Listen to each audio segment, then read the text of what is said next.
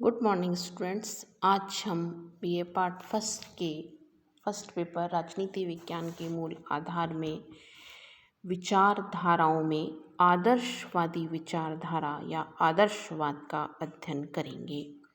राजनीति विज्ञान में बहुत सी विचारधाराएं स्वीकार की गई हैं। यह विचारधारा राज्य के कार्य क्षेत्र के संबंध में एक प्रतिपादित और महत्वपूर्ण विचारधारा है। आदर्शवादी सिद्धांत के प्रतिपादक कांट, हीगल, ग्रीन, बोसाके हैं। आदर्शवाद के अनुसार राज्य एक प्राकृतिक संस्था है। व्यक्ति की नैतिकता और स्वतंत्रता राज्य प्रदत्त होती है और व्यक्ति राज्य के अंतर्गत ही स्वतंत्र और नैतिक जीवन को स्वीकार करता है। आदर्शवाद के अनुसार राज्य साध्य है और व्यक्ति साधन है। राज्य और व्यक्ति में वही संबंध है जो संबंध शरीर और उसके अंगों में है। आदर्शवादी विचारधारा के प्रमुख सिद्धांत एवं मान्यताएं या इस विचारधारा की विशेषताएं और लक्षण। पहली विशेषता है राज्य एक नैतिक संस्था है।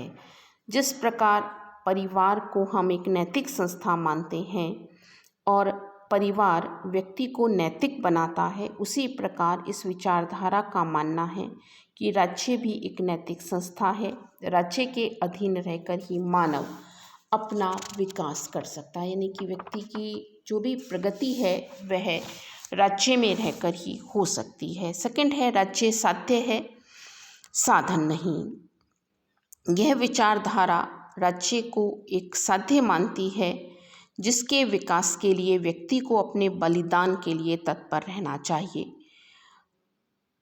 राज्य की तुलना में व्यक्ति का कोई अस्तित्व नहीं है। व्यक्ति का महत्व वहीं तक है जहाँ तक वो राज्य से जुड़ा है। तीसरा है राज्य का अपना लक्ष्य और व्यक्तित्व।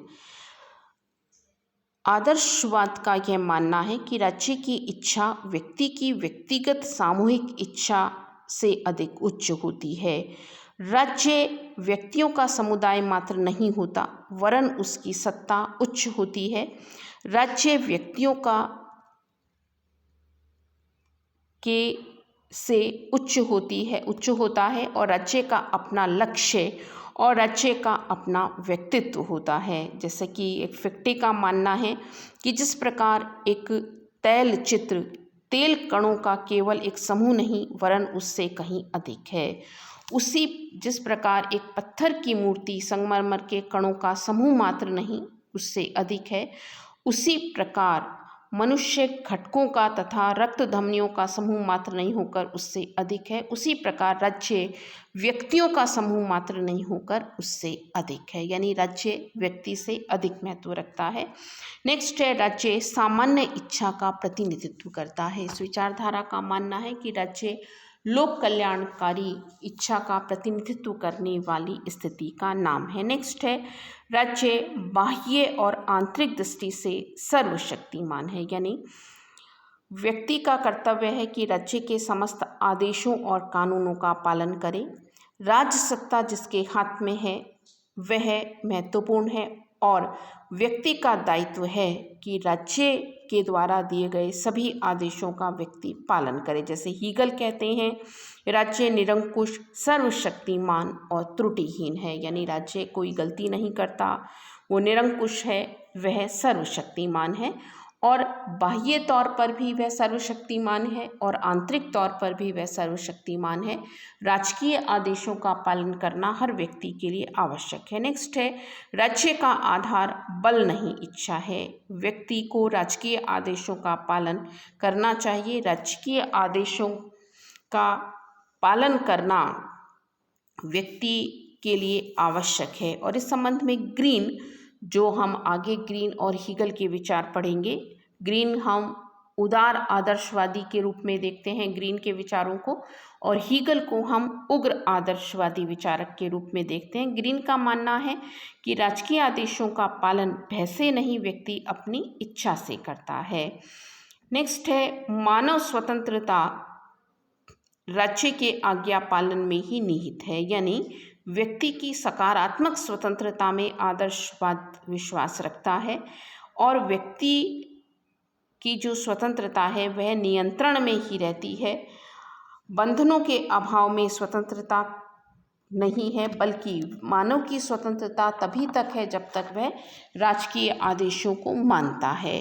नेक्स्ट है राज्य अधिकारों का जन्मदाता है। अधिकार प्राकृतिक नहीं है। आदर्शवाद के अनुसार राज्य ही अधिकार प्रदान करता है।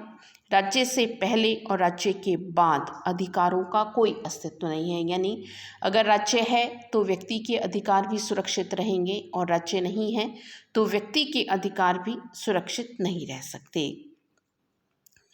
नेक्स्ट है राज्य की सावयवी धारणा में विश्वास। सावयवी धारणा का मतलब होता है राज्य और व्यक्ति में वही संबंध है जो व्यक्ति और उसके शरीर में है, यानी इस धारणा का यह मानना है कि राज्य एक नैतिक और अमूर्त प्राणी है जिसके पास अपनी इच्छा है, जिसे आदर्शवादी सामान्य इच्छा कहते हैं। राज्य के पास अपना व्यक्तित्व है, अपनी इच्छा शक्ति है, अतः उसके अपने जीवन के निश्चित उद्देश्य और लक्ष्य हैं।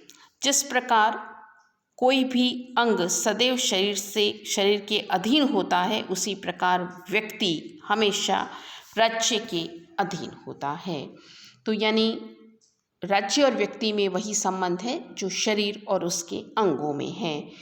व्यक्ति को राज्य के विरुद्ध विद्रोह का अधिकार नहीं। यह विचारधारा यह मानकर चलती है कि कभी भी व्यक्ति, चूँकि वो राज्य का अभिन्न अंग है, इसलिए वह कभी भी विद्रोह नहीं कर सकता। जैसा इस संबंध में हीगल का कहना है, राज्य की आज्ञाओं का विरोध करना अनुचित और अनैतिक है, क्योंकि राज्य की आज्ञाओं का विरोध ईश्वर की आज्ञा का विरोध है। जिस तरह से हम ईश्वर के आगे सर झुकाते हैं, उसी तरह से हमें राजकीय आज्ञाओं के आगे सर झुकाना होगा।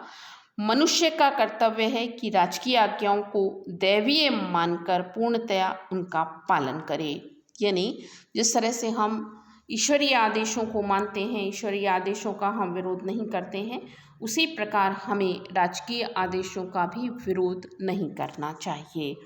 नेक्स्ट है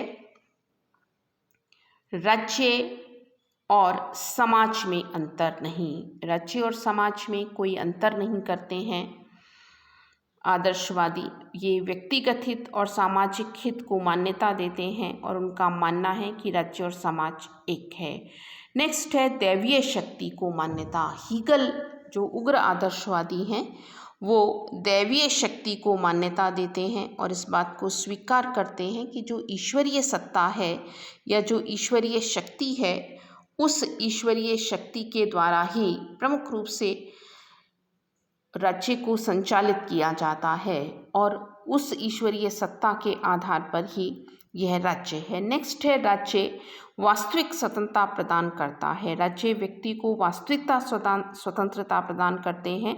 जब व्यक्ति नैतिकता के नियमों के अनुसार आचरण करता है तो इसका वास्तविक अर्थ है वह स्वतंत्र होता है। राज्य नैतिक संस्था है। व्यक्ति को स्वतंत्रता राज्य में रहकर ही प्राप्त होती है। इस तरह से यह आदर्शवादी विचारधारा वह विचारधारा है जो कि राज्य को एक नैतिक संस्था मानती है, राज्य को एक स्वाभाविक संस्था मानती है और इस रूप में इस विचारधारा का यह मानना है कि राज्य से अलग रहकर व्यक्ति के जीवन का कोई अस्तित्व नहीं है, यानी राज्य में रहकर ही व्यक्ति के जीवन का अपना अस्तित्व है। धन्यवाद।